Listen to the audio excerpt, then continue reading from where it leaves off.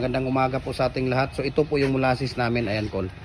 Ayan, yan po ang inahalo natin sa hollow block, no? Sa lahat po ng concrete products namin, yan po ang inahalo namin. So kung bumibili kayo ng molasses, dapat ganito, malapot, no? Hindi basta-basta mahuhulog sa tubig, no? Ang iba kasi naghahalo ng molasses yung may tubig, no?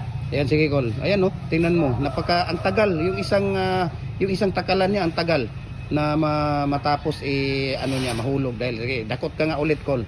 Papakita natin. Doon ka sa kabila Col para mapakita ka. Doon ka, dyan ka. Ayan o, isang dakot ha. Tingnan mo yun. Oh. Ang tagal yan matatapos, no? Ang tagal matatapos yan pag nahulog. Napakalapot po yan, no? Malapot po yan. Hindi basta-basta siyang mahuhulog. Ayan o, kung makikita ninyo.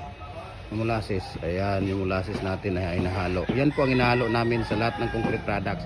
Especially sa bricks, sa hollow blocks, sa mga decorative, no? Yan po, ayan, dakot ka pa ulit Col. Ayan. Yan po ang molasses, ayan makikita niyo. Itim, no? Matamis po 'yan. Galing po ito sa tubo, yung sugar cane, no? Galing sa tubo, sugar cane. Yan oh, kung makikita ninyo. Yan ang molasses. Ayan. Napakalapot po siya. Dakot ka pa ulit Col. Yan oh. Oh, see?